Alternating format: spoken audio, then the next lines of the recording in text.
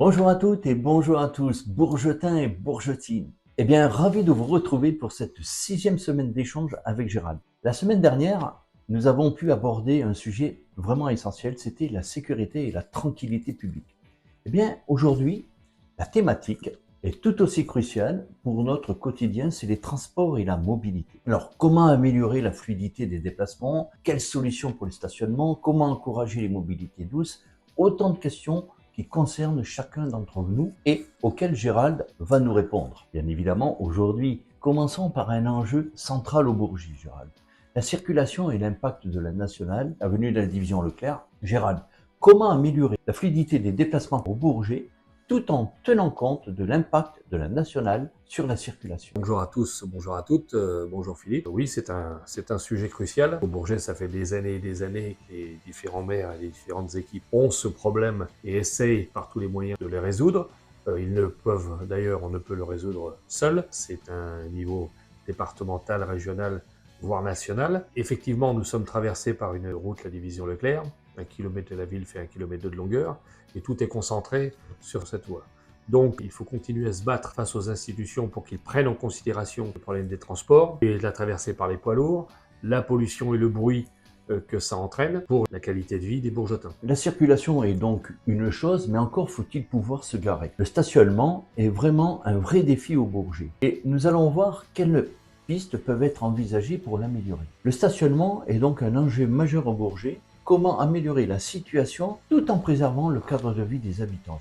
Alors le stationnement, c'est un gros problème sur la ville du Bourget. Un gros problème qui n'est pas résolu. Précédemment, il y a quelques années, il y avait une zone bleue qui avait été mise en place. Ça avait l'avantage, avec un bon suivi par les agents, de faire un turnover des voitures. Mais la nouvelle équipe a abandonné la zone bleue, sans trop de communication d'ailleurs, laissant un peu les Bourgetins un peu dans l'expectative, et n'a jamais remplacé cette zone bleue par autre chose. Nous avions auparavant le stationnement payant, nous avons eu ensuite la zone bleue. Aujourd'hui, c'est du laisser aller.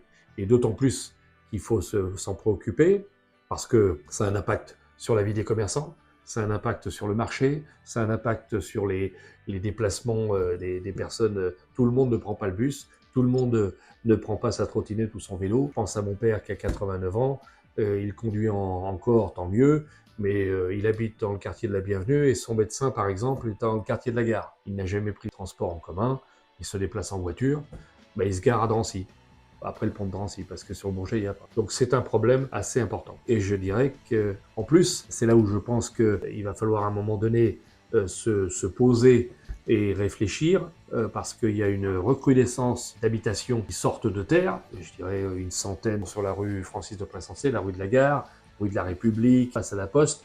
Qui dit habitation, 10 personnes, 10 voitures, 2 ou 3 voitures par habitation, la ville va être de nouveau saturée et tout revient sur la division Leclerc. Donc il y a une réflexion à mener aussi sur une réflexion globale sur les sens de circulation, etc.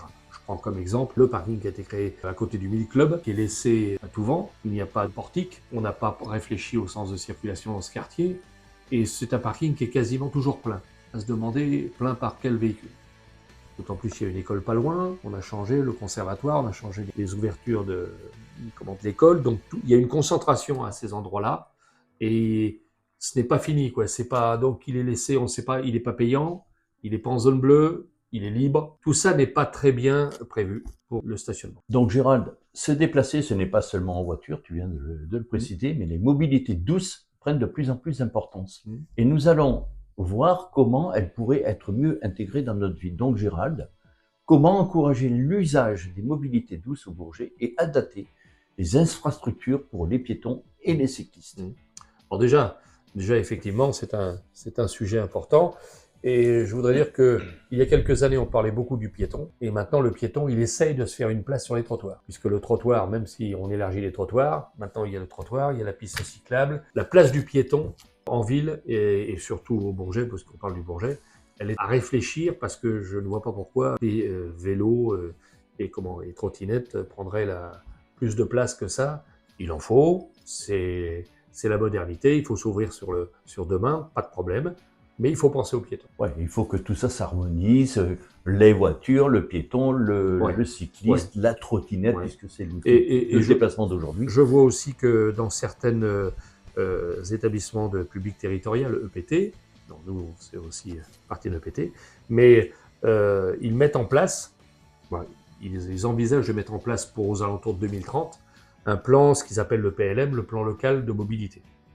Donc c'est à la fois réfléchir à réduire les déplacements motorisés et à favoriser les autres moyens de se déplacer. Donc ça doit être aussi mis à la réflexion des élus. Par contre, je tiens à préciser que je ne suis pas un anti-voiture. La voiture, elle est là. La voiture, elle sert. La circulation douce, c'est une bonne chose, hein, très bien, les circulations. Mais c'est beaucoup les gens de Paris qui viennent nous donner des leçons dans les petites villes comme les nôtres, les villes urbaines. Circulation douce, c'est des bonbons, et ensuite ils repartent chez eux. Et nous, on vit avec leurs projets pendant 20 ans, 30 ans, etc. L'élu, le maire, son équipe, ils doivent non pas céder à toutes ces demandes, à toutes ces suggestions. Je prends deux exemples. L'avenue Jean Jaurès, la volonté, non pas locale, mais la volonté de ceux qui ont mis les départements, etc., qui ont fait les pistes cyclables, c'était de réduire le nombre de places de stationnement. Bon, la division Leclerc, c'est le département, c'est suite au JO, on fait des belles pistes cyclables, très bien, il en faut, pas de problème. Mais devant nos commerçants, devant nos restaurateurs, il n'y a pas de place pour se garer. Je me prends comme exemple. J'arrive en voiture, je me dis tiens, je vais manger sur le Bourget, je vais au parking de la mairie, plein. Ah oui, il n'y a plus de système de quoi que ce soit. Tu vas au parking à côté de la médiathèque, plein. Tu vas à celui en bas du pont de Drancy, plein. Qu'est-ce que tu fais? Tu repars. Il n'y a pas une place, même une place ou deux places devant un restaurateur. Rien. Donc ça aussi, ça pose un problème. Le cas du stationnement aussi sur le marché. Les gens ne viennent pas au marché pour se prendre un PV de 135 €. Ils préfèrent, je dirais malheureusement, aller dans les grands centres commerciaux où ils peuvent être à l'abri, pour certains, enfin les places sont plus grandes, et puis ils sont assurés d'avoir une place, or pour aller au marché au Bourget, c'est une difficulté. On a fait le tour de nos 3 questions habituelles. Donc merci Gérald. Ce sujet touche directement notre qualité de vie et il est vraiment essentiel de continuer, Gérald, à réfléchir ensemble aux meilleures des solutions. Merci également à vous, les Bourgetins et les Bourgetines, pour votre engagement. Vos retours et franchement, vos idées sont vraiment précieuses. La semaine prochaine, Gérald, nous parlerons d'un autre sujet qui est fondamental pour l'avenir de notre ville. Je pense qu'il n'y a pas que la ville, c'est l'éducation et la jeunesse. Mais avant de conclure, je te laisse, comme d'habitude, le mot de la fin, Gérald. Eh bien, merci, c'était toujours bien sûr intéressant, on pourrait encore développer encore plus, mais je voudrais profiter de cette vidéo pour conclure sur un sujet d'actualité qui sont les ZFE, les zones de faible émission. Et je voulais dire que je rejoins la présidente de la région, je rejoins certains élus qui sont contre l'application de cette mesure d'écologie, mais pour l'écologie punitive. Je suis pour l'écologie, mais pas l'écologie punitive. D'autant plus qu'elle pénalise cette mesure, elle pénalise les plus modestes. Beaucoup de personnes ne peuvent pas changer de véhicule du jour au lendemain. Donc, je trouve qu'il y a un mouvement qui se veut national, il va y avoir des implications, des prises de parole et voire des manifestations bientôt dans les semaines à venir contre ce projet de zone à faible émission. Je voulais dire aussi aux Bourgetins que je suis contre l'application de cette mesure. Pour conclure, écoutez, c'est toujours un plaisir. Bonne journée à tous, prenez soin de vous et à bientôt.